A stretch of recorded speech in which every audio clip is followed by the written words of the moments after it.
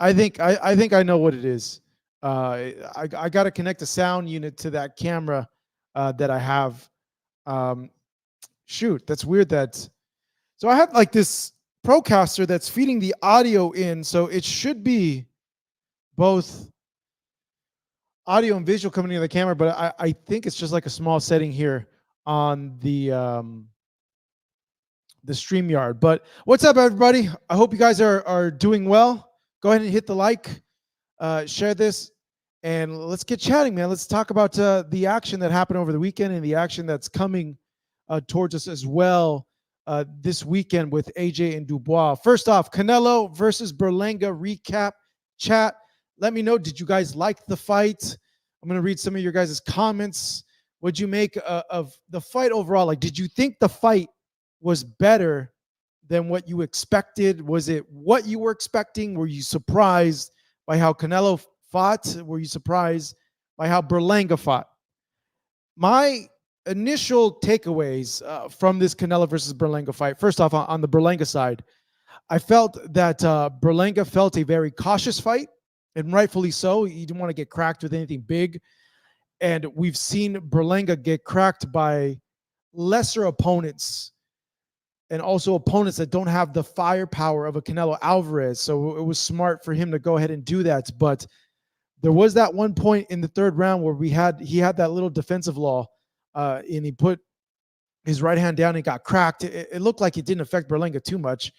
He hit the canvas and he started hitting his gloves like King Hippo. Remember on the Punch-Out game when King Hippo with his gloves?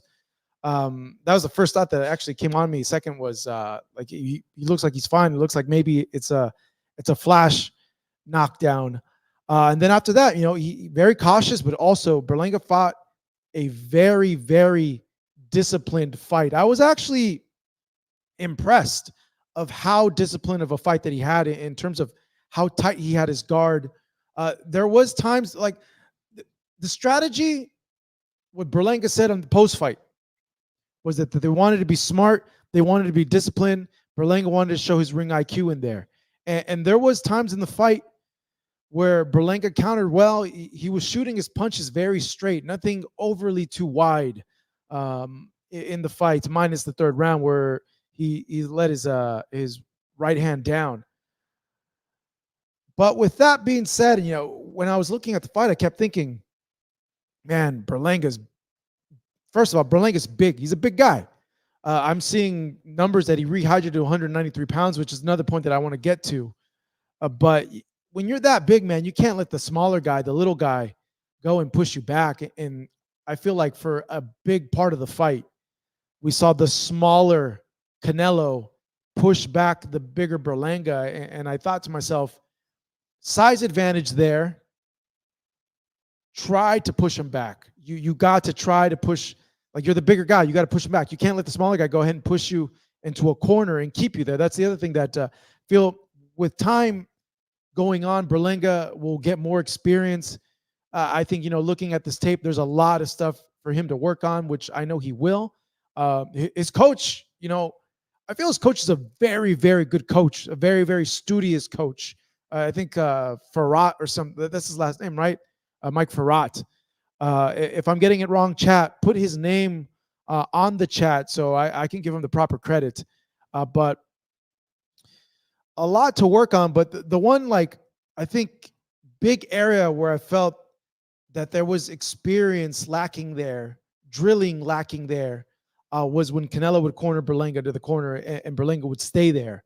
Now, if that was part of his plan to catch and shoot, playing with fire there, that's where Canelo is the best. That's what Canelo could unload his hands. But if it was a thing where, he lacks not the awareness, but the muscle memory to cut the distance, turn around the corner, or hold Canelo and turn around the corner, I just feel like that was a big area that I felt that he can go ahead and improve on. But I felt overall, lateral movement I'm seeing from Danny. Yeah, lateral movement. Overall, just from the reaction from you, the reaction from others with this fight, I want to say 90% of you guys, 95% of you guys felt that Canelo was going to knock him out and knock him out early. Yes, we almost saw that in the third round. Berlanga didn't look that hurt from that punch, but Berlanga fought a lot better fight than what people expected, and he came out of this, with a loss.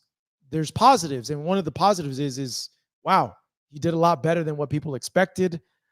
I was wondering, because people were asking me like, hey, do you think Canelo's going to knock him out like early? And I'm like, no. Like, Berlanga's a big guy. He could take the punishment. I felt if there was going to be a stoppage, it would be later on in the fight, later on with it happening in rounds 10, 11, 12, because, over time, like Canelo likes to break down his opponents. But that didn't happen with this one, which brings me to Canelo. It's difficult to say, man, because there's styles in which you fight opponents, the manner, Canelo, I think, a good observation, like through the last few fights, he hasn't got a knockout. And how many fights, chat? How many fights has it been that Canelo hasn't got a knockout? And I want to say it's a few, like since Caleb Plant, I believe, because after Plant, who did he fight? It was Charlo, Munguia, and this fight. So it's been 3 fights. So that's been like maybe, what, a year and a half? 2 years, chat? Danny's telling me 3. Let's see. I'm not too sure, but hook me up with that chat, that stat. But, with that being said, just looking at footage from Canelo when he was younger in other fights, he was letting his hands go a little bit more. And maybe as he's gotten older, 2 things. One, they're training because he's getting older. He can't keep that pace. They're training for efficiency. And that's why we're seeing Canelo pot shot a lot more in these fights. And granted, he has the power to be able to pot shot, and that's efficient. You save your gas tank, you pick your punches, you pot shot, you wear your opponent down, and then you get the knockout in the later rounds. That's what I feel like he's been doing with a lot of these fights. But certainly he's not letting his hands go like he used to in terms of 3-4 punch combinations. Even when you see like training footage when he was younger, is that a sign of him aging? Is that a sign of him? Maybe he can do that, but he's just being a lot smarter now. Like I mentioned, a lot more efficient with his punch volume. I don't know. It's a good question, man. I feel with this fight, there was a lot of, what was that? Not gusto, but I think it was like his MO to really try to punish Berlanga and hit him with these big bombs to hurt him and to put him down and to punish him. So that could have maybe changed the plan. And you think, well, Marcos, look at the Munguia fight. Look at the Charlo fight. Did he, let his hands go like he did before? What do you think, Chad? Let me know. Let me know as I go through these comments. But I saw a lot of people the night of fight say that Canelo looked a little slower than usual. They were surprised that how often Berlanga was able to block some of these punches and respond with his punches as well. Berlanga put in the work, man. He had a very good camp up there in Colorado, a very good conditioning as well, because he lasted all 12 rounds. But yeah, I'm maybe it's a little bit of both. Honestly, we don't know. I haven't had a chance to ask him, like, hey, have you made a cognizant decision to, when you approach fights, that you're approaching in terms of efficiency, as opposed to like, hey, why aren't you letting your hands go 3 or 4 punches? Overall, Canelo did what he was supposed to do. I know a lot of people were getting him ish about not getting the knockout, and people wanting a knockout from Canelo. And he mentioned in the post-fight press conference that, hey, he would like to get the knockout. That's what he was gunning for, but it's a 12-round fight, and you never know what can happen. And that the objective is for him to win the fight, which, yeah, the objective is for him to win the fight, totally, 1,000%. But I know fans, I don't know if fairly or unfairly, asking for a knockout each and every time out. Man, some guys you just can't knock out. That's what I learned from being around trainers and boxing gyms, man. So some guys you're not going to be able to knock out, and you can't go in with that game plan of knocking this guy out, because a lot of things can go wrong, man. You can go blow your gas tank. You get overly aggressive. You get countered with something. Some guys can just take the punishment, and they know also how to survive, they're crafty enough in there that they fight to not get knocked out. But let me go ahead and read some of your guys' comments. Chat, hit the like, support as well. I'll give you a special shout out with the super chat. I'll go ahead and read, but I'm just going to go ahead and read some of these things as well. If well, the other point actually, before I get to that, the other thing that I'm like, oh, this doesn't look good, is the whole, Berlanga rehydrating 193 pounds. I think Benavidez rehydrated to like 188 or 187. I believe I saw a photo on Twitter showing the two weights.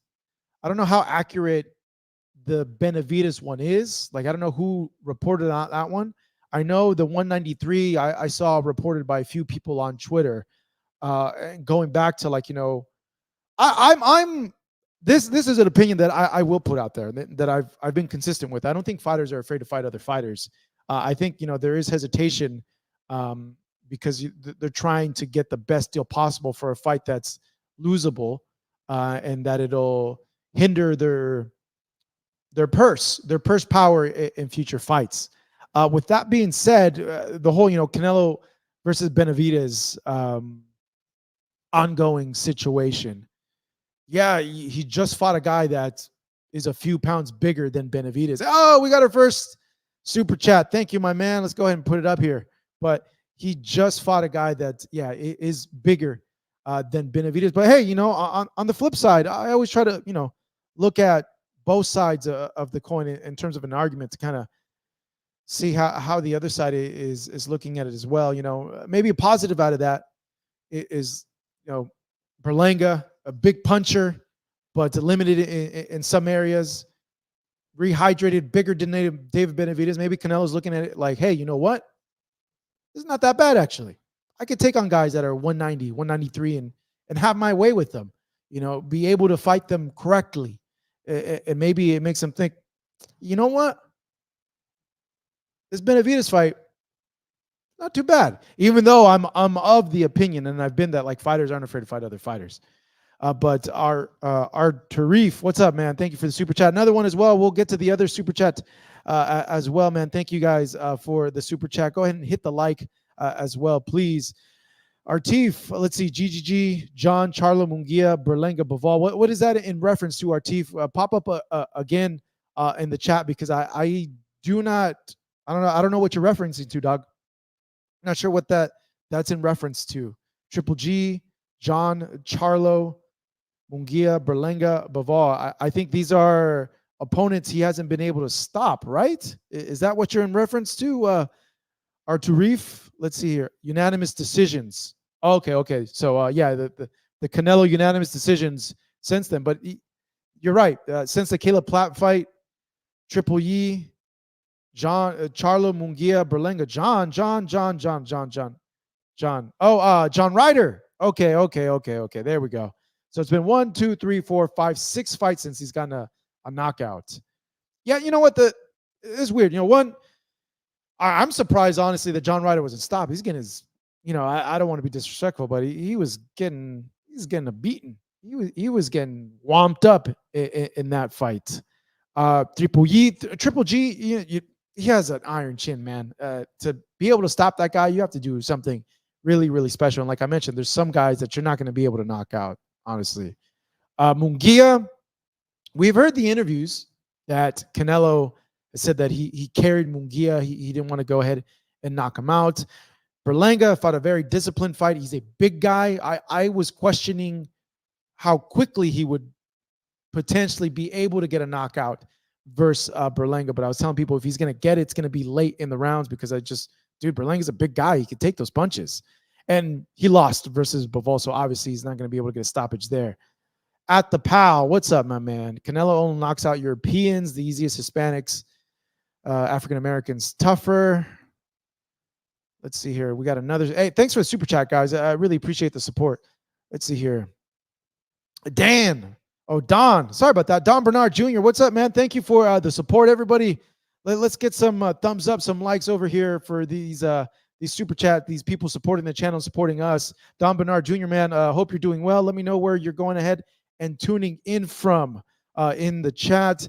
Do you still think Crawford's last fight was close? Question mark. it was competitive, but I don't think it was close at all. Why don't you think it was close, Donna? I'm curious actually to hear this. Why you don't think it was close? I felt it was an extremely close fight between Crawford and Madrimov. Seeing that they're live, I haven't seen the replay, and I know usually when you see a fight live, it looks completely different than when you see a fight on replay. You get better angles on replay, and it paints a different picture. To the not the vice, but on the other side of that, when you're there live, man, you're hearing the impact of these punches, and it makes you think also too, like differently. Like, yo, yeah, so and so landed more punches, but when this dude would land punches, geez, I could hear that from like the 5th row, the 6th row. Oh my goodness, those were the effective power punches. From watching it there, live, I felt it was a very, very close fight. That it was back and forth. I saw Crawford get touched with punches that I'm not used to seeing him get touched with. I felt he got touched a lot more than other fights. And I think that's testament to how good Madrimov was and how everybody was writing him off because he didn't have a big name. He was a relative unknown to the casual fan. And even those that watch boxing a lot, Madrimov, I saw him live in Saudi Arabia. And then before that, I'd seen clips of him, but seeing his training footage, I felt like his footwork was phenomenal. Because I follow this account that shows like Uzbek training methods, and like these guys do some crazy like foot drills. And I would say, like guys that have like awesome footwork. I like watching their drills and watching how they're able to use lateral movement. And I felt like all those things helped him. That and like Madrimov is built like a freaking tank, dude. This guy is freaking big and solid. Like bones are dense, man. Eating all that stuff over there and wherever, where's he from? Uzbekistan. But yeah, I felt it was close, Don. I thought it was close, and I thought that Terrence edged it out in the last 2 rounds. I remember in specific, I don't know if it was the 11th or the 12th, Don, that Crawford landed a series of uppercuts and a hook where I felt like that might have won him the round. And I felt like in those last 10, 11, 12, like he pulled it off there with that performance. What's up, Jay Franco? What's up, bro? Another super chat here.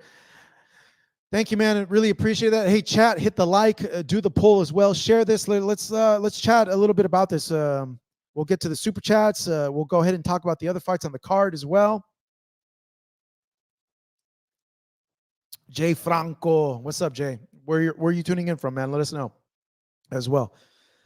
How can people justify Crawford next in reference to Canelo?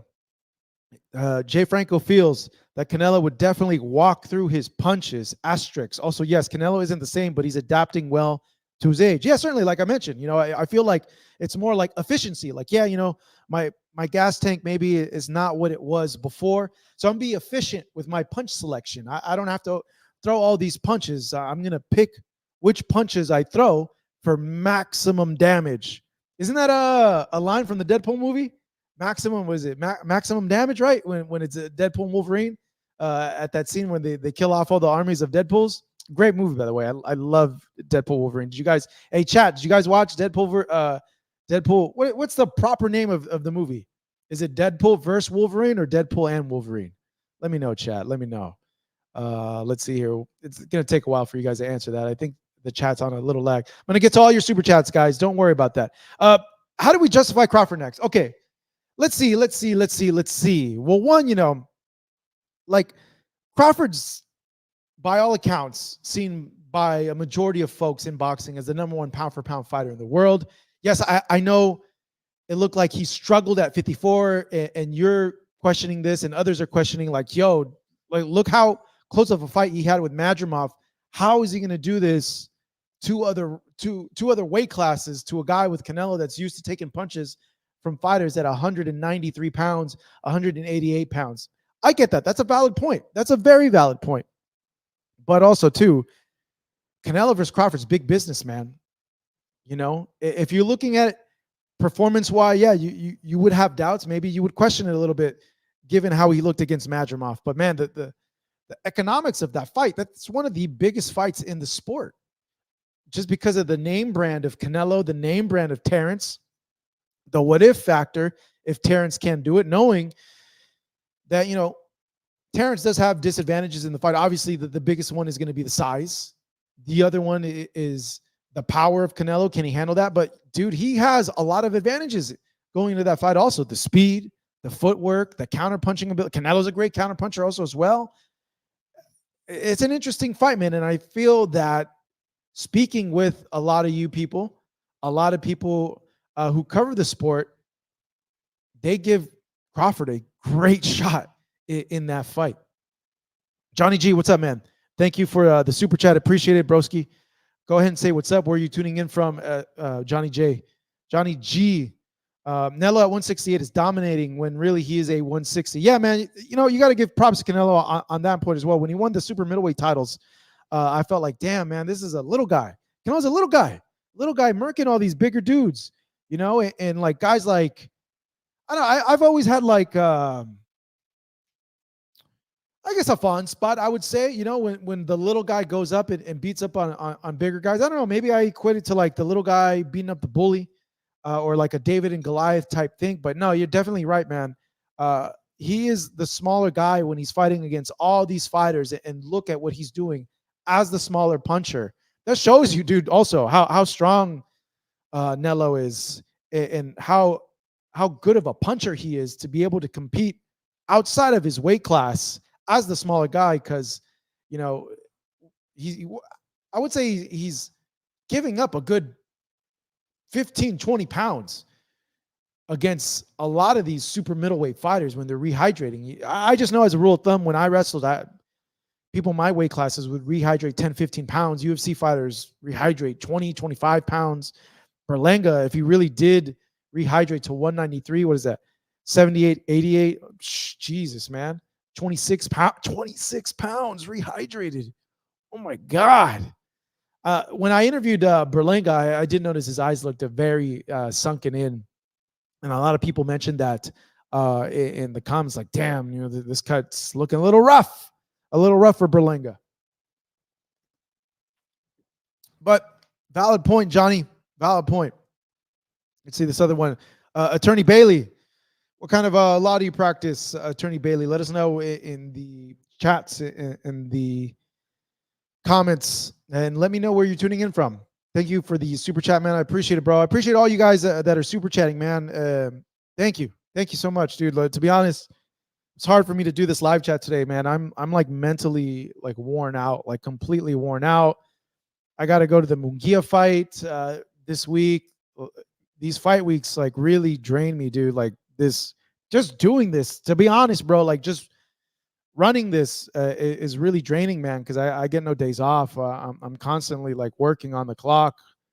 You know, I kind of, you know, don't live a normal life, if I'm being honest. So let's see, Attorney Bailey, believe that. Oh, damn, there's more. Okay, thank you guys. There's more of you guys on the super chat here. I didn't know we had this many super chats. I'm gonna get to, all right, I'm gonna try to answer these a little quicker so I can get through all the super chats, man. I appreciate it, guys. Attorney Bailey, believe that Canelo beats Benavidez. Why do you feel that, Attorney Bailey, that Canelo beats Benavidez? David has offensive tools but lacking in other areas. Very true. And everything, there's always pros and cons to a fighter. There's strengths and weaknesses that each fighter will take into account, and their trainers and teams will take into account when crafting a game plan to beat that other opponent. From what I've been told is, you know, the game plan is really to take away the strengths of the other opponents, you know. And I felt for the longest time when trainers would go into fights, and you know who explained this to me was Derek James, the great and esteemed trainer out of Texas.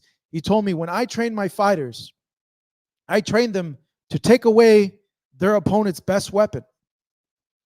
And I was like, really, Derek? Why aren't you training for their weakness? And he told me, because they know they have those weaknesses and they're working on tightening up those weaknesses. If we take away what their strongest point, they're left but nothing but their weaknesses. And I was like, whoa, damn. Okay, I'm here thinking the wrong thing, you know, for the longest time. Believe that Crawford will get Canelo. Canelo cannot move. In terms of that, okay, Canelo cannot move. So you feel that like Canelo is going to be what, chasing Crawford? You know, the moment Canelo lands a punch is going to be very telling in that fight in terms of what what Crawford chooses to do. Speaking of Bomac, on many occasions, he feels that, hey, how can you hit something that moves? How can you move it? Like, he's implied that Crawford would move and box and move and box and move with that. So thank you for that, Attorney Bailey. JB back in the mix. Berlanga should use this momentum of his performance and challenge Plant. Good fight. Hell yes. I love that freaking fight with Berlanga and Caleb Plant. That's a big fight, man. They're both going to talk ish. There's a lot of bad blood between them, competitiveness as well. Stylistically, it's a great fight. Speaking of Canelo and McCumbee, Caleb Plant and McCumbee, I thought that was an entertaining fight, man. Maybe the best fight of the night. What do you think, Chad? Do you agree with me or not? Let me know. But to me, I thought that was the most entertaining fight of the night. I was surprised, really, by how Caleb looked in the beginning. He gets knocked down. Caleb says he hit him in the shoulder, but hey, that's still a knockdown. He hit you and you fell down. His legs looked a little, I was just kind of wondering, hey, what's going on with Caleb? Like, maybe pressure fighters really bother him that much. And if Berlanga were to fight Caleb, bet your ass he's going to go and pressure him and just try to wear him down. And you're going to see Caleb moving, using his slickness, using lateral movement, but great adjustment by Caleb. And you could tell that that's something he's been working on, is the inside, fighting on the inside. The moment he made that adjustment in the fight, completely changed everything for him. When he was catching McCumbee with uppercuts in there, and McCumbee would just stay against the ropes. And you could tell that in that area, he was like, a lot of fighters I've noticed really lack in close quarters combat. CQC for any of the Metal Gear Solid fans in this chat. What up? What up? Put an exclamation point on the chat if you're Metal Gear Solid fan. You guys know what I'm talking about. But I've noticed a lot of fighters lack in that area, lack on the inside, which you're in there chest to chest, blocking, pop to the body, moving, like the Mexican style, like fighters do on the inside. I feel like a lot of Mexican fighters, that's a huge advantage for them. But a lot of fighters in general, from what I've noticed over the years, are that's an area where I could see like a lot of improvement from them. So thank you for that, Jay Bizzle. Johnny G, what's up, man? Again, Porter said Bud does better versus Berlanga than Canelo. Huh. Interesting. I wonder why Sean thinks that. Chat, do you guys think that Terrence Crawford would do better versus Berlanga than Canelo? Joe, that's he's outweighing him by like 35 pounds, dog. Like, I don't know about it's a completely different fight, honestly. Like, now you don't have a Berlanga that's as cautious because he can handle what's coming back at him, So it's like, it's a completely different fight. Like, he fights it completely different. That's a hard one, honestly. Like, because of the size difference, Crawford a lot quicker, better footwork. Some would say better IQ, but it's a completely different fight at that point, man, to be honest. Attorney Bailey, what's up, man? Crawford got instinct, ultra instinct. Eyes, power, angles. Canelo got heart too, bro. They both got heart. Come on. Jay Franco, bigger snoo fest. Lara versus Garcia, or UFC main event. I missed the UFC main event. I didn't see any of the UFC fights, but I I just kind of got a chuckle because like I read that like all the Mexicans on the card lost. Is that accurate, guys? If so, that kind of sucks because it's like a UFC noche, celebrate Mexican heritage. And yeah, all the Mexican fighters take a big L. And I'm Mexican, bro. Like, so I could, say things like this. That's like, come on, dog. Like, but yeah, the Lara versus Garcia fight, I'm glad you brought it up because that's another fight that I wanted to go ahead and discuss. Man, what happened there with Danny? That's weird, right? I couldn't believe it because for the longest time, Danny is one of the guys when you thought, man, who has a time and true tested chin in there? Who's been hit just flush on the chin and been able to take it, bite down on their gum shield and keep coming forward? Danny's certainly one of those guys. Danny, Canelo. I want to say Chavez Jr., but when Chavez Jr. was actually training, not the post Martinez Chavez Jr., because that Chavez Jr. is more mental than anything, to be honest.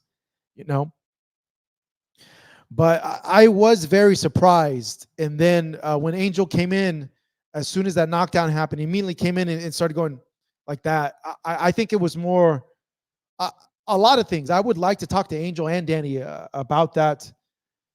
I want to pick their brain on especially Angel, like what he saw there. But I think it had to do with a few things. One, up to that point, chat, did you think that Danny had won any rounds? I didn't think he won any rounds. Maybe there's a thing where he's like, hey, he's lost just about every single round and he got a knockdown. What's the point? What's the point of continuing to fight? Even though, you know, a lot of fighters would say, hey, you know, I have a puncher's chance. Danny certainly did have a puncher's chance in that fight. But I think another thing, too, that just kind of in my mind, just being around Angel so much, I could be totally wrong. This is just me speculating. But, you know, you may be seeing like, yo, like, this is not Danny. Danny's not in there. Danny gets hit with a straight that didn't look like it had a lot of mustard on it. And look what's happening. Like, his head's not in it. I'm not going to let my son take any sort of damage. He's not in it. He's lost the majority, if not all the rounds. Now a knockdown. What's the point? Like Danny's head's not in it. Like I'm taking him out because a lot worse things can happen. But I was very, very surprised. Very, very surprised that fight ended that way with Angel calling it off. And speaking with Angel earlier in the week, man, had an emotional interview with him where he just about nearly cried, bro, to be honest. Check it out. Let me see if I'll put the link in there. But, you know, he pretty much said, like, he doesn't know how long he's going to be around for. Looking at him, he looks better. I had heard maybe like a month and a half ago that Angel had a stroke in the gym, but that he was okay. Looking at him, he looked like he's getting better. It looked like, I don't know, just like looking at him, it seemed like he looked very thin in the face. You know, when you look at someone, you know, like, oh, like maybe something's up. I got that feeling. I could be completely wrong, but you know, he said like, hey, I don't know how long I'm gonna be around for, which prompted Danny to kind of like turn around and look at him, and he was really surprised that Angel had said something, and then Angel, you know, went into like how painful of a life, how hurtful of a life he's lived, and you know, mentioned just some gems, man. Here's the thing with Angel, man. You know, despite the things he said earlier, as Crazy Angel, in talking with him, like the guy's a very insightful man. Like he's dropped a lot of life gems in these interviews. Granted, he says some stuff where, you know, a lot of people wouldn't agree with also as well, but he drops a lot of life gems, man. And even the times that I've gone to Philly to see Danny at the gym, it hasn't been a whole lot. It's been maybe like twice that I've been to that DSSG gym and chatting with Angel. He's a very, very likable guy, and he just drops a lot of like life lessons. And granted, he's probably has lived a rough life, but yeah, I was certainly surprised by that decision. And I remember watching that fight thinking, Lara does not look like a 40-year-old fighter. Yeah, the other fights, looking like his legs weren't there as much. He's engaging a lot more, but this looked like a Lara that rejuvenated. His legs were good. He was boxing. He was moving. He did not look like it, at least in this performance, like an aging fighter. That's for sure. Johnny G, we out here from Cali. We're in Cali, bro. Keep up the good work. Thank you. I appreciate that. Don Bernard. Yes, I finally got the response there from Don. Give me 1 second now. Let me chug this water because I feel like I'm losing my voice. Chat, hit that like, share. Share the channel, man. We're closing in on 2 million subs here for the channel. We're very close to getting 197,000 subscribers, which would mean we need about 30,000 more subs. I'm hoping we could get that next milestone, that 2 million subs, by the end of the year. So, man, if we could all come together, if you guys can go and share and tell all your boxing homies and friends to go and sub to the channel, man, it would mean a lot to me and the rest of the team for us to go ahead and hit that 2 million mark. Follow us as well on at Fight Up TV on social media. And follow me too, man. I got to get my numbers up, man. So I'm invited to cool stuff. I'm seeing all these other people get invited to stuff, and I'm just like, come on, bro. You know? So follow me on Twitter and on Instagram at Hey It's Marcos V. Follow Fight Hub as well. Like to get our Fight Hub social, our Instagram to 500,000. On Twitter, man, we got to get our Twitter numbers up too for Fight Hub as well. But let's go ahead and get to Don Bernard Jr. Thank you, Don. Another super chat from my man Don. Let's give some thumbs up for Don in the chat. Some applause, pat on the back as well. Let's see here what Don is musing about in terms of this topic. Canelo can beat bigger guys because they don't have the footwork to get out of the way from his telegraph punches. He could do that with Terrence Crawford. Well, Caleb, like, chat, what do you think of this? Do you agree with this? Like, Caleb had good footwork. You know, Canelo walked Caleb down, cut the ring off, you know? So one thing is, Terrence is a quicker fighter, that's for sure. And he would be able to get out of the way a lot of these punches, or you would think, because Crawford fighting smaller guys are usually quicker than bigger guys. He could see a lot of these punches coming, get out of the way, you know, score, throw a punch and land on Canelo. Canelo can beat bigger guys because they don't have the footwork to get out of the way from his telegraph punches. He couldn't do that versus Crawford. You know, on the flip side, you know, he could corner Crawford, like, and plan, I'm going to throw a flurry. One of these punches is going to land, and Terrence is going to be like, oh, damn, this boy can hit. I need to move. And that constant pressure, bro. Constant pressure. Like, just, if you've ever sparred a pressure fighter, dude, that weighs on you so much mentally. Like, you got to be so well conditioned for a guy that just keeps coming. You're freaking, because they keep coming, you're wanting to throw everything at them. So it's like you're working harder. You know, they're working you harder. Like, this mental pressure, like, dude, like, this guy is not letting me think. This guy's not letting me breathe. And there's punches coming my way. I'm too preoccupied trying to stop these damn punches coming out of my way that I can't properly think and counter punch and fight the fight that I want to fight. Fighting a pressure fighter is one of the toughest things to do, man. Physically and mentally. I always told Sean Porter, if I ever had a fighter that was preparing to fight against you, it'd be a nightmare because you just keep rushing against this guy. Obviously, there's a game plan there, but it'd be like, dude, it'd be a nightmare preparing for this guy because he nonstop keeps coming. You got to catch him with something coming on the inside. If he comes on the inside, uppercut, hold, turn, push him away. You know, you got to pick your shots, pick your counter punching. So it would have to be a very disciplined and game plan from a Terrence Crawford where he counter punches and uses Canelo's aggressiveness and his low output against him. Chat, what do you guys think is the best attribute of Canelo? What do you think Crawford's team would try to train for to take away of Canelo? Like how I was mentioning, how Derek explained taking away an opponent's best attribute. What is Canelo's best attribute? What do you think Crawford would have to take away from Canelo? Thanks for that, Don. I appreciate that. Danny, what's up, bro? Let me know where you're tuning in from on the chat. You think Danny took a dive on that first knockdown? No, I don't think so, man. That's not in Danny's makeup. That's not in his DNA, honestly. Like, Danny's never been a guy like that, bro. No, I don't think so. You know, maybe he just wasn't there that night mentally, you know?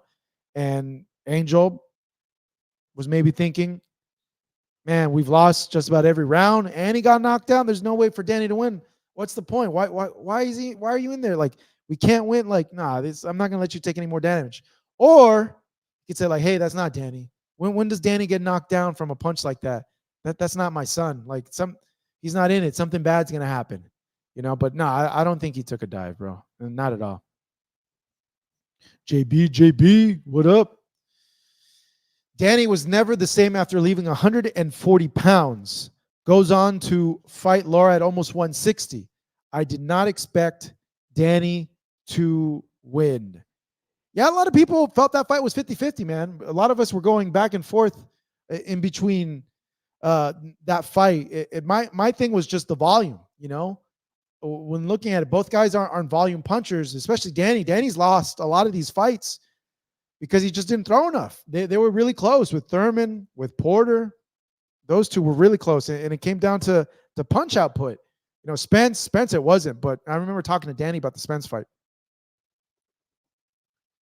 I think I saw Danny at the Mayweather versus Logan Paul fight in Florida. He was there with his sisters, and I ran into him ringside, and he told me he had shoulder problems in this fight, and that wasn't. He just told me like that wasn't like that performance he wasn't happy about because that wasn't him. That he was just coming off I think he had ripped his rotator cuff or something like that, and he told me that like he had to fight through all this other stuff, but that he wasn't really happy with that performance, and he wanted to get that rematch because he felt that he could have beaten Errol Spence that night, given that he didn't have all those issues coming into the fight.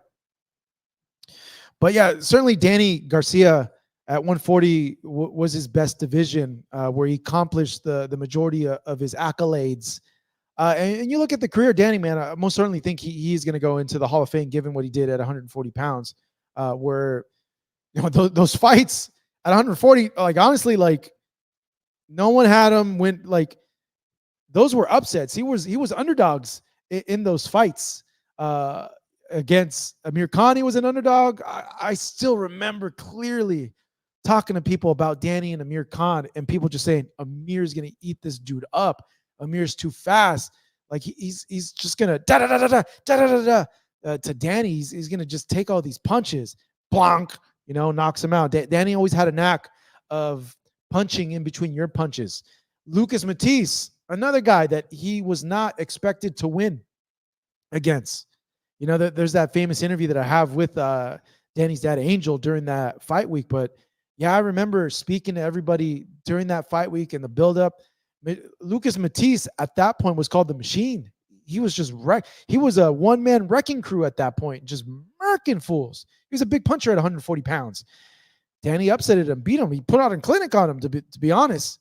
Nate Campbell, that was another fight that I don't think Danny was supposed to win that fight either. You know, like he fought a lot of fights that he was not expected to win, and he came out and won. He unified the division. He was the lineal guy at 140 pounds, man. So props to Danny. He's achieved a lot in his career. Boxing for Life. I think it does over 600,000 pay-per-views. I think that's in reference to what? What fight, bro? To Canelo versus Crawford? Or this fight with Berlanga? Let's see.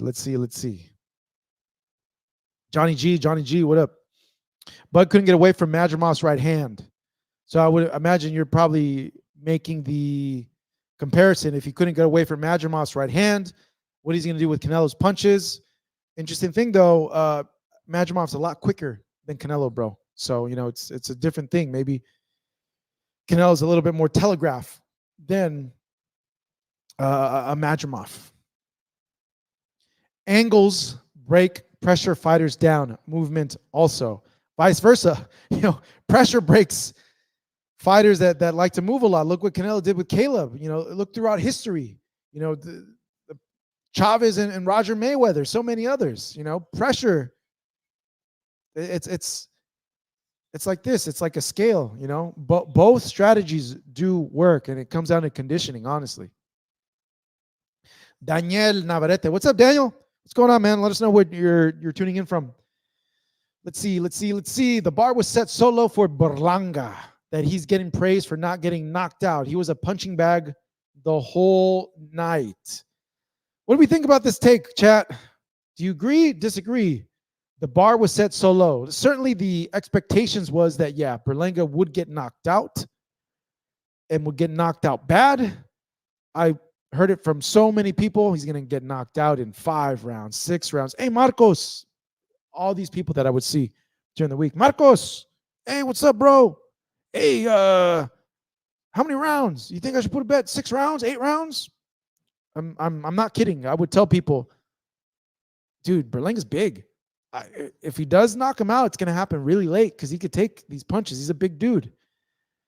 But chat, let us know what you think. Thank you for that super chat, Daniel. Thank you, bro. Oh, another one. Hey, that's what's up. That's what the Daniel Navarrete supporting the channel. Gracias, hermano. There we go. Chat. Let's give a thumbs up to Danielle. I'm saying it in Spanish, but Daniel. Damn, Daniel. Thank you for that. Subscribe also to the channel if this is the first time tuning in. Let's see here. This looks worse on Canelo because he wasn't able to knock out a prospect. I don't think Berlanga is a prospect at this point, bro. Prospect cherry pick. It's been like 3-4 years since he KO'd anyone. I see why he avoiding Benavidez. I just know, dude. Like I mentioned earlier, there's just some guys you can't knock out. Then granted, too, like this dude freaking outweighed Canelo by like 20, 25 pounds. All right. Which I know it makes the whole all Benavidez brings to the fight is an extra 25 pounds excuse or statement. See, let me rephrase that statement. It makes it look bad because it's like, yo, you just fought a Berlanga who's bigger than Benavidez. Like, not a good look. But yeah, dude, Canelo's a small guy, bro. Like, it's hard to knock out a guy bigger than you, especially if they're bigger than you, like 20, 25 pounds. These guys are used to getting hit by guys the same weight as them. Canelo's smaller. Like, what is this? Like, it's not like Canelo's like a Superman. Like, these are bigger guys. Bigger guys can take these punches from him, and they're able to withstand. It just shows you that how respectable that power of Canelo is, how elite, top tier that power of Canelo is, that he's able to have fighters fight like that with this. They respect his power, even though he's small at 168. That shows you, dude's a big freaking puncher. Big freaking puncher. Let's see here, chat. Let's go ahead and get some more likes up in here, chat. Let us know where you're tuning in from as well. A lot to chat, a lot to discuss. What do you guys think was the fight of the night? Let me go through my rundown here from our lovely producer, Jay. Canelo versus Plant rematch? I don't know if we see it happen. I rather would like to see a Berlanga fight happen. Let's see here. Another topic. I know we touched it, but chat, let me know. Maybe I could try to do this as a poll question, but based on what you saw from Danny, man, chat, do you guys think it's time for him to retire, to hang up the gloves? Let me know. I'm going to go ahead and read off some of your guys' reactions. Did you guys see Rolly's fight? I missed a big part of Rolly's fight, so I'm not sure how he looked. I like the Bruce Lee reference, though. That's for sure. I thought that was pretty cool. And the thing that it's like Ro hyphen Lee, that was pretty cool. But let me know, chat, if you feel Danny should retire at this point, and what's next for Rolando Romero. You're tuning into us over here at Fight Up TV, live chat, recapping the action over the weekend as well. If this is your first time watching, go ahead and hit the subscribe button. Sorry if my energy seems a little low. I'm freaking just mentally wasted at this point, man. I need to give myself some time to recoup and rejuvenate because I'm going to go to the Munguia fight coming up.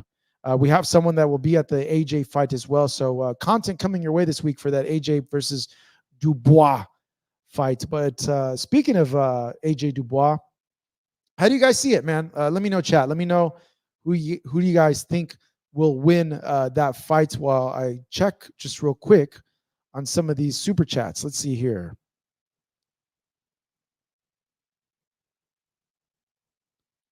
Let's see here. Toe-to-toe boxing. How does it make him look bad? What do you mean? He didn't say he won't fight him because of the weight. He just said that that's all he has to offer. Okay, I see what you're saying. Because a lot of, like, that's a reason that's been put out there, like, that's seen like, hey, well, this is one of the reasons, like, why he's kind of like, like, what does this guy offer me? Like, just 25 more pounds than me? Like, pay me what I want, like, because that's been seen as, like, that's the reason why, or one of the major reasons why I'm not really interested in a fight. He knows it's a risky fight. He said it in a podcast. It's a very risky fight. I'm coming in at a disadvantage because this guy is so much bigger than me. I want, the money. The business part is he's probably thinking, hey, I make this much money for like a Berlanga type opponent. I know how much money someone like a Benavidez could generate. It's going to be a huge pay-per-view, huge gate. Pay me this much X money for that. But chat, what do you guys think? Let me know. Let's get to the chat. Let's see here. Marcos, the only reason Canelo's asking for that much is because the public demand has made this fight that valuable. It's common sense. Yeah, I have a feeling too that trying to build up the fight, maybe trying to like maximize the amount of demand for that fight, so that he could get that purse. And it's a huge event because it certainly has the potential to be probably one of the big. I don't know. Do you guys think a Canelo Crawford fight is bigger than a Canelo versus David Benavidez fight? I feel like Crawford is like more well known in the mainstream, and I think maybe Canelo and Crawford is a bigger fight commercially than a Canelo versus Benavidez fight. I'm seeing a lot of nah. He's scared of David, period. Payday, whoever it is. Canelo's cleaning out the division. Certainly he is. That's for sure. I'm seeing no's.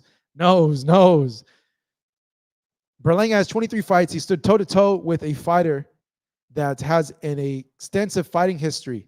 63 fights. Gave Berlanga credit. When he grows, he's going to be a beast in the game. That's for sure, dude. Berlanga is going to learn so much from that performance against Canelo, man. It's going to serve him so well. Just feeling that presence, the pressure, the media obligations of an event, a pay-per-view event that big. Yeah, all this is going to serve Berlanga very, very well. And I think Canelo even told him in the ring, like, hey, man, like, you're going to be a very good fighter. Keep it up. Keep training. Keep being disciplined. That was good to see, too, the mutual respect between them, with Berlanga telling us press at the post-fight that he always looked up to Canelo and that he didn't want to say anything, but that Canelo was his idol, which I felt like that was a cool thing to hear. And Canelo even gave Berlanga props when someone said to him, like, hey, Berlanga said this about you. And he showed Berlanga a lot of respect in that moment at the post-fight. Daniel Navarrete. Let's see here. So here's a counter response to the weight thing that we were talking about from Daniel. Let's see, Daniel. That so much bigger excuse is BS. Now he's talking about going up to light heavyweight to fight Bivol. LMAO. He's a walking contradiction. Got a point. He got a point. Bivol's the bigger guy. Light heavyweight. Hey, got a point there. Fans, anybody want to give a response in the chat? Anybody want to drop down a super chat and give a response? I want to hear what you guys have to say about that point, because that's a valid point that Daniel is making right there. Jorge. What's up, George? Where are you tuning in from, George? I see a thumbnail of the Sydney Opera House. George. Never been to Sydney. Been to Australia. Would love to go to Sydney. Would love it. The flight's brutal, though. It's an 18-hour flight to get over to Australia. I've been to Melbourne. I saw Devin Haney fight ferocious Cambosis over there in Melbourne. Melbourne's a great city, man. If you guys ever have a chance to travel to Australia, Melbourne is awesome, man. Great food, tremendous food, good Asian food, good Greek food.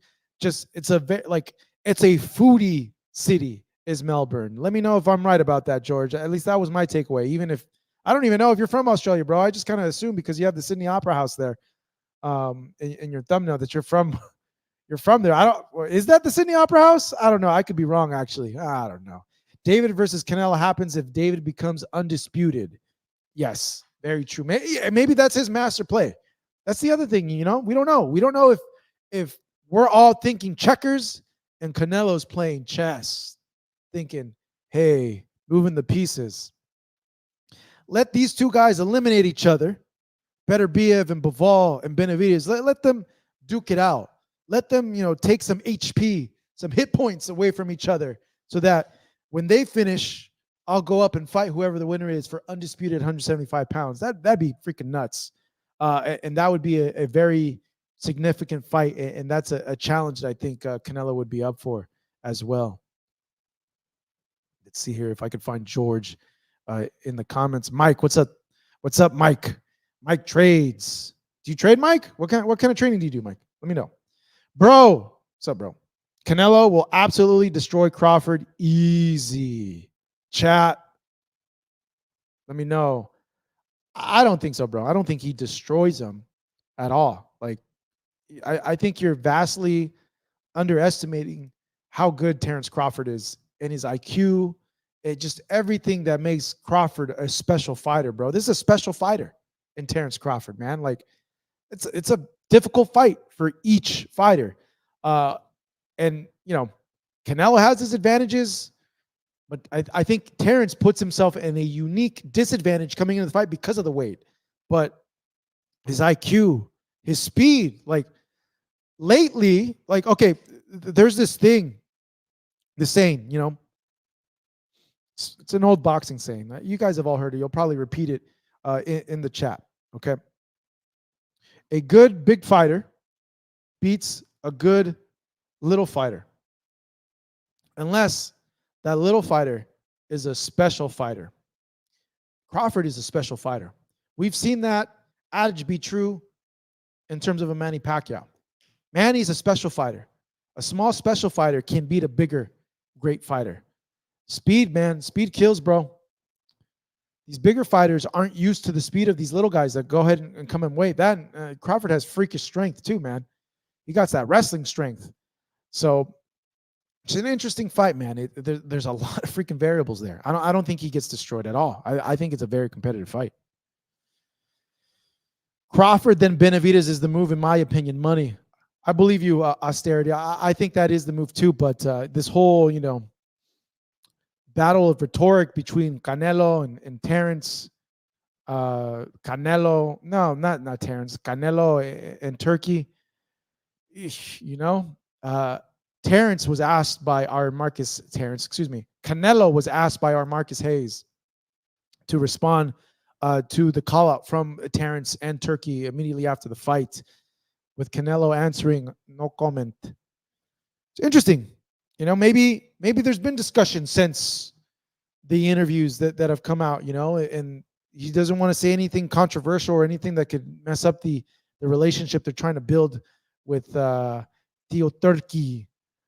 But yeah, I think that's the smartest way to go about it. You know, Crawford's getting older.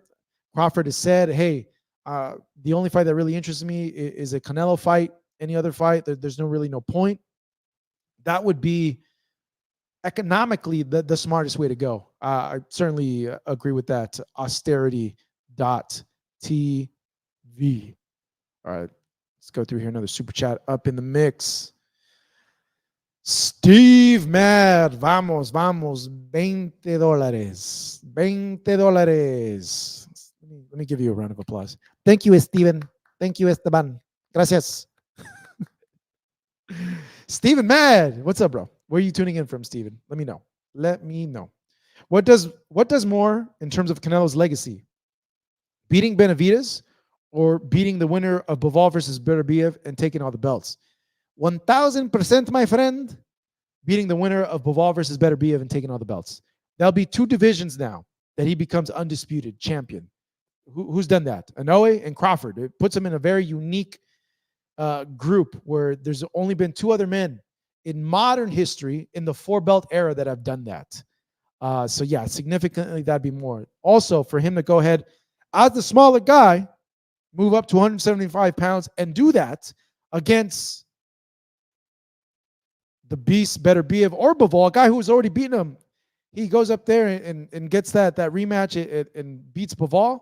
If he does that against Beterbiev, yeah, it's more significant to his legacy. And I think at that point, honestly, if Canelo is able to do that, without a freaking doubt, he's in the conversation. He already is to many, but he's in the conversation. If he gets a second undisputed, and I know this is a hotly contested subject, but if he gets undisputed in second division, you have a legitimate argument that Canelo is the greatest Mexican fighter that ever lived.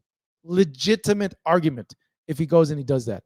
People have already stated that he's the most accomplished Mexican fighter that's ever lived. But if he's able to become undisputed and take it from the undisputed champ, a smaller guy moving up a weight division, and he's able to do that, it's a pretty damn strong argument. That's for sure. Steve, bro, thank you for that super chat. Really appreciate you. Appreciate you doing that. Appreciate all you guys supporting the channel as well. Go ahead and hit the likes. Share this as well. Help us get to 2 million subs. We're on the road, man. We're almost there, guys. We're almost there. Let's go ahead and go through some more of the super chats. Still here for a little bit longer. So if you guys have any questions that you want answered, immediately go ahead and drop the super chat. Johnny G, what up, bro? Back at it again. Sound like that guy on TikTok. Have you seen that guy? Hey, what's up? What does he say? What's up, folks? Back at it again. Look, if you're looking to clap some cheeks, what's this guy's name? That he goes to all the puteras, just rating them, giving them reviews. I forget what that guy's name is. Chat, if you can tell me what that guy's name is, let me know. Pacquiao is a proven fighter with big fights. Bud isn't. Bud's been in a lot of big fights, bro. What do you mean? The Spence fight, he's been on pay-per-view platform. Like, bro, Bud's a different cloth, dog. Like, a Canelo fight event, Bud mentally would be able to handle it, dude. Like, come on, dog. Come on, Johnny. Come on. Savage Surge 1. What's up, bro? Where are you tuning in from, Surge? Let me know. Thank you for the super chat. Go ahead and hit the like as well.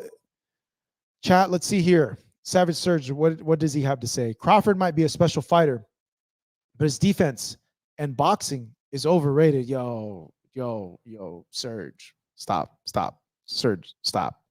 I can't with this. Dog. Terrence Crawford overrated, bro? Come on, bro. How are you overrated when you're two-time undisputed? Bro. Undefeated. Bro. Really? Stop. Nothing Canelo hasn't seen. Berlanga hits harder than Crawford. Of course he hits harder than Crawford. Crawford has a better IQ than Berlanga. Crawford does a lot of things better than Berlanga. Come on, bro. I can't with this Crawford slander. Come on, bro. Crawford overrated? Really? Nah, dog. Nah. Turkey is mad because Canelo won't suck up to him. There's been a lot of war words, you know? There's a lot of egos in this business. That's for damn sure, bro. A lot of freaking egos. Mike Trades, what's up, bro? Is Bud a difficult fight for Beterbiev? Oh, my God. That's 4 weight classes above. I don't know about that, dude. Or is there a weight that people will say, okay, this is too much? Well, I'm telling you, 168 is too big for Bud. Hey, you know what? 168 could be the fight where everyone says this is too big, but there's a lot of fighters, a lot of trainers, a lot of riders that think that Terrence can beat Canelo, given how great, how special of a fighter Terrence is, given his counterpunching ability, given his speed, his footwork, and his IQ. There's blueprints on how to beat Canelo. Now, if you could go ahead and execute that blueprint, is a completely different story because of who Canelo is and how big of a puncher he is and how big of a guy he is compared to Terrence Crawford. And yes, people who say, yo, if Madrimov landed these punches, how is a punch from Canelo, how is he going to handle that? That's a valid point, man. But I think that's what leads to the intrigue of this fight. And that's going to be, that's the intrigue of a lot of fights. What if? What if so-and-so lands a punch on this dude? What happens? What if so-and-so does this? Like, there's intrigue there. People want to see. That's a plot line, a big plot line. What happens when Canelo cuts the ring off, has Crawford in the corner, Crawford as well, throws punches, and what happens if he lands? What happens then? What happens over the course of 12 rounds? Canelo, his plan, break Crawford down, get that stoppage at the very end. What happens there? Or how is Crawford going to respond? Like I said, like, there's a lot of what if. That's why this fight is freaking huge. It's a huge fight. It's probably the biggest one to make for him. Sneaky TFK, was that Fighter and the Kid? What is that? Sneaky, what's up, bro? I don't know what your last one was. Let me know. Thank you for the super chat, though. Let's see here. Gmog Media TV. Where is that? Where are you tuning in from? Where's that mural from? Crawford, Benavidez, and Morrell all moved up in weight and didn't look their best. If Crawford decides to move up 2 more weight classes, that trend will continue. Chat, you agree? Let me know what you think. Gmog Media, thank you for the super chat. Do you believe if Crawford moves up and fights Canelo, who do you think wins? Why? Let me know like your breakdown of the fight. Like a lot of things said on this topic is, there's weight classes for a reason. In terms of Morrell moving up against Radovich or I don't know how to pronounce the guy, homeboy's last name. I don't know. I didn't think Morrell looked that bad, honestly. Like, I think it had more to do with the other guy. Okay, so like, and you look at Morrell in person, he's a big guy. Like, probably 75 is probably closer to his natural weight. Like, you ever seen the size of the dude's fist? Guy has ginormous freaking bare paws, bro. Like, for reals. In terms of David, speaking to his father, and what David said in the post fight, he was injured. He had a cut. He had a messed up hand. A lot of injuries. So let's give David a benefit of the doubt. Let's see how he does in the second fight. I'm hearing that maybe it's Jesse Hart that he's facing in this November-December show.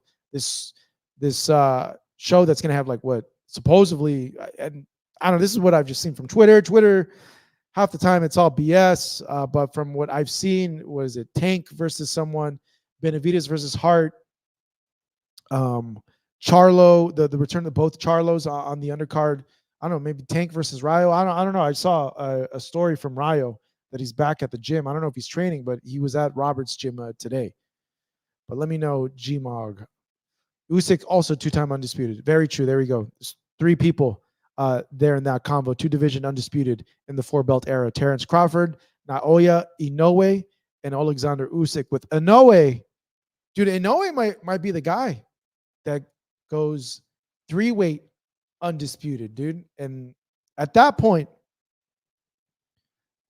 if Inoue does that in the next year and a half, like he's you can't have an argument anymore. Like he's pound for pound number 1 if he's able to go ahead and do that at that point.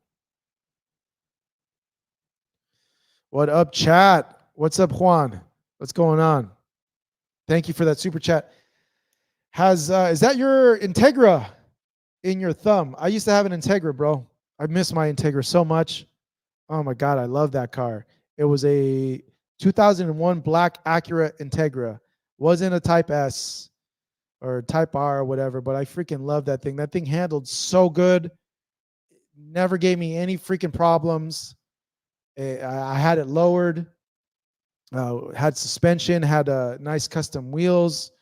I freaking love that Integra. I miss that Integra so much. I want to go ahead and get an Integra. I want to like have like a JDM import like car collection. Like I have an Acura RSX and I have a Lexus IS 300. They're both like, I haven't really done any modifications to them.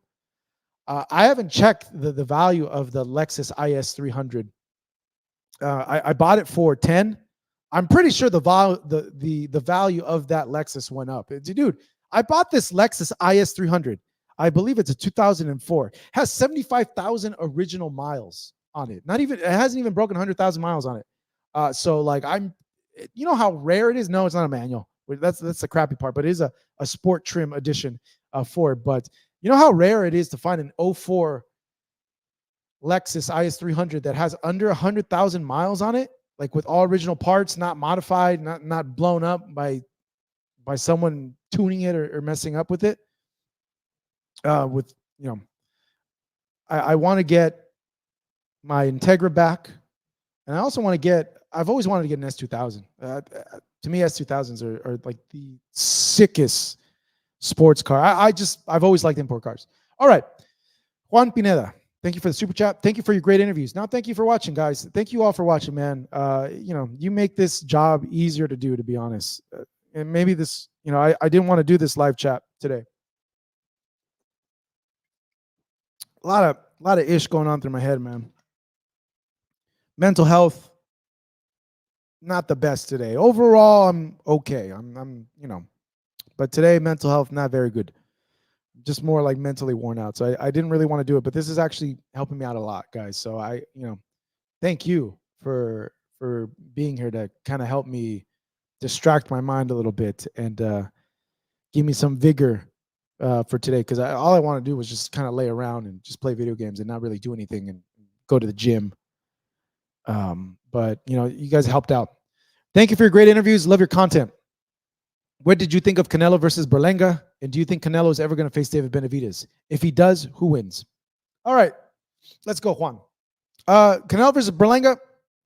I mentioned it earlier in the live chat, but I was impressed by how disciplined Berlanga was in the ring. He fought a cautious yet very smart fight.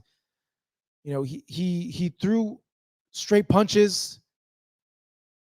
Him being the bigger guy, I would have liked for him to push Canelo back. He's the bigger guy. You got to do that as the bigger guy. You got to push the guy back. On the flip side, a lot of people mentioned to me like, oh, Canelo's looking older. He's not throwing as much. He's getting touched a little bit more by Berlanga. Like, what the heck? And I thought two things. One, okay, maybe you're right. Or two, maybe, this is a fight where Canelo really wanted to put a beating on Berlanga or really wanted to knock him out or attempt to knock him out. And that's why he was fighting that way. But, overall, I like the little interactions between Canelo and Berlanga. I think it was like with the last round when Berlanga went like this, hey, what up? People booed him, and then Canelo was like, and like people cheered. The other times like they would get in each other's faces. The dirty tactics at times where they both would hit each other on the hip. Like, I felt overall it was a pretty entertaining fight. It was an entertaining fight, though it was competitive, but there was no point at which Canelo was in danger really of losing the fight. I felt I gave Berlanga maybe like 1-2 rounds, based on how he performed. But he's going to learn a lot from this. He's going to learn so much from this. If you speak to the fighters that have lost to Canelo recently, I've spoken to the last two, Munguia and Caleb Plant, that I've had a chance to get. I haven't been able to talk to Triple G. Triple G faced Canelo 3 times. Talking to John. Oh, well, there we go. John Ryder's another guy. They've all taken away positives from facing Canelo Alvarez, and they've all mentioned how it's helped them so much experience-wise of handling an opponent like that, a presence like that, handling an event like that, handling walking into an arena like that, a hostile crowd environment, and how they've just grown so much from that experience. So this is going to help Berlanga a lot, because now Berlanga also is too. He's going to think in his head, bro, I went 12 rounds with Canelo. Yeah, he knocked me down. I wasn't that hurt, according to his words. I belong here. I went 12 rounds with Canelo. People gave me no shot. I'm a young cat. Like, it's going to boost his confidence coming into other fights. Do you think Canelo is ever going to face David Benavidez? And if he does, who wins? It depends when Canelo catches David. I feel that's a true 50-50 fight with Canelo and David. Like, there's spots for Canelo to really take advantage of David, and then vice versa as well. So, like, David throws a lot, and you can think like, hey, maybe he'll drown Canelo with activity. But if you throw a lot, you open yourself a lot to get countered, and that's Canelo's bread and butter. Right there is his counter punching. People have criticized David for his defense, though I think he's actively been working on his defense in the camps that I went ahead and visited him in Seattle. So I really think, there's pros and cons for both. I kid you not, if they were to fight right now, I don't know, bro. I don't know who would win. Honestly, if it's a fight like 2-3 years from now, 4 years from now, I would Benavidez, just because of time. He's young. He's just about, I think he's in his prime right now, but at that point he has his man strength. So it really depends when Canelo fights David. That's for sure. If it's right now, I don't know. I'd have to do a lot of film study.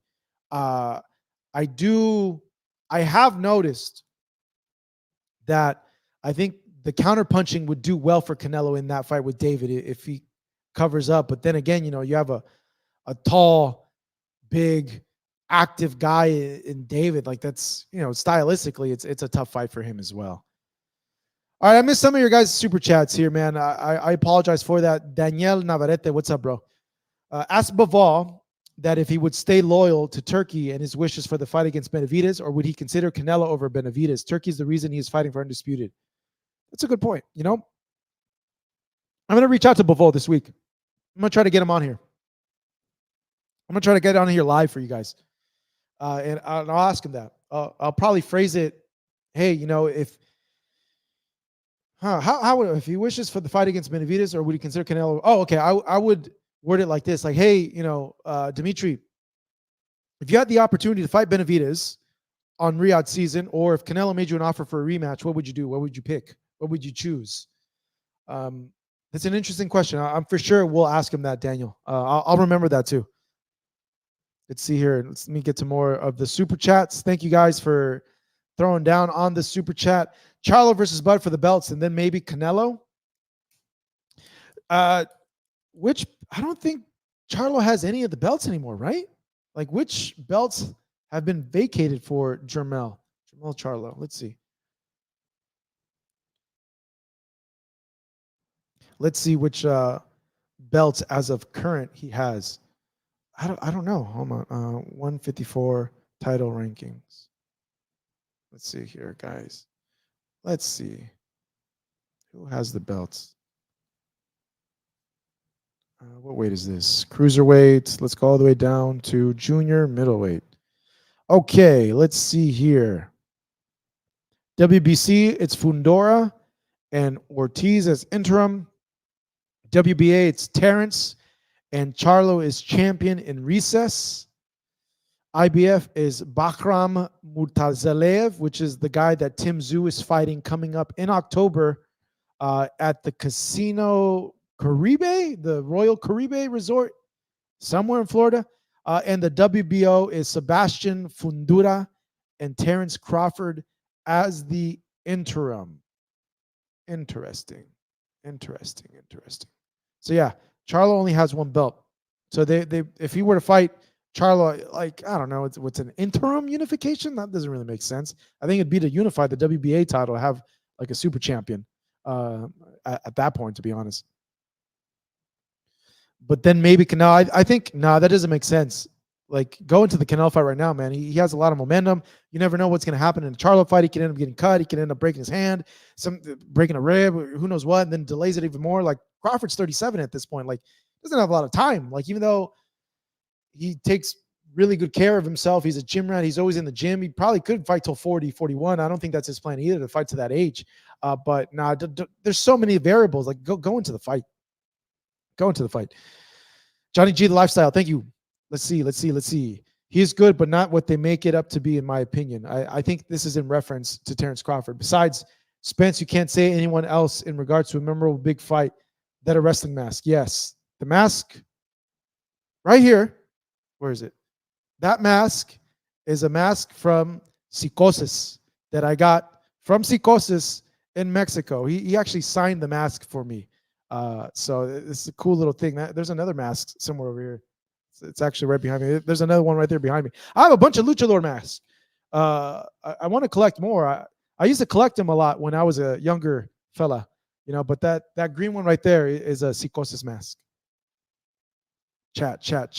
What up? Hit that like, chat. Hit that like. Keep hitting that like and share as well. Share the channel. Help us get to 2 million subs on YouTube. Let's go, Gmog. What I'm saying is, guys who moved up in weight in their most recent fights don't have the same advantage in their natural weight classes. Very true. Yeah, they're at a disadvantage. They're smaller. Yes, the weight disparity is too much for Crawford at 168 pounds. Well, Canelo is probably 68. He's probably rehydrating 15, 20 pounds. So 68, 78. He's probably, walking in, fighting at like 183, 184, 185. Crawford, if he's at 54, probably normal walking around weight is probably 165, 162, somewhere around there. So yes, he's given up, a 20-pound weight advantage against against Canelo. So yes, it's very, very valid point you have there, Gmog. Sneaky. What's up, bro? It's sneaky. Let's see here. I asked, well, why do you make cheating controversy on Canelo? What do you mean? And then turn around and interview him like he didn't do a thing. What are you talking about? I have no idea. Cheating? What cheating controversy? No idea what you're talking about, bro. Let's see your chat. What's up? I missed. Skur, what's up, man? What's going on, Skur? Where are you tuning in from, bro? You're my favorite boxing interview of all time. Damn, thank you, bro. Thank you for the compliment.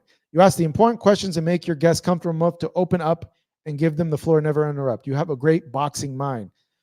Muchísimas gracias, Skur McGirt. Let me know where you're tuning in from, Skur. I wish the amount of respect you have for me was shown to me by everyone. Just leave it at that. Let's see here. Juan.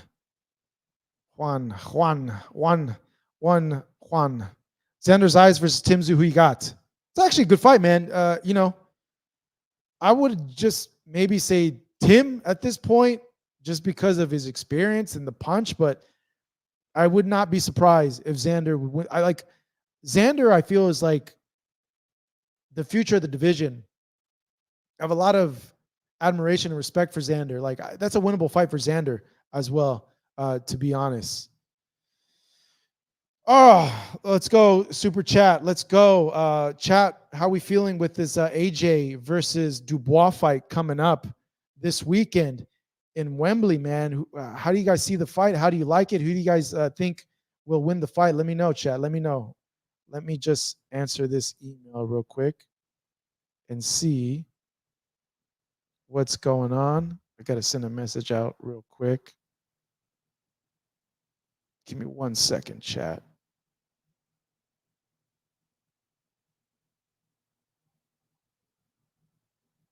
All right, I'm back, chat. I'm back. Okay, here we go. Crawford Benavidez winner gets Canelo. I don't see that happening, man. Crawford has said it's either Canelo or bust. That's it. Sorry out. Though NFL. Oh, it's NFL time. 4 o'clock. It's 7 o'clock. Yeah, there we go. Might have to get out too. All right, guys, I'm gonna go ahead and wrap up the chat here. Tune in with us next week. We'll be back as well. Tune into the channel as well. We'll have content from the fight week with Joshua versus Dubois, as well as Munguia's return. Get the reaction of Bob, Munguia, all these people with all these other things going on with Teo, and a few other topics. So thank you guys for tuning in today. I appreciate all the people that hit us up with the super chats. Appreciate the support so much, guys. Let's go ahead and hit the like one last time, everybody. Hit those likes, chat. Hit those likes. Subscribe to the channel and follow us on social media. Help us get our social game up. Follow me at Hey It's Marcos V on IG and Twitter. Follow at FightUpTV on Twitter and on Instagram, and subscribe to the channel if you haven't already.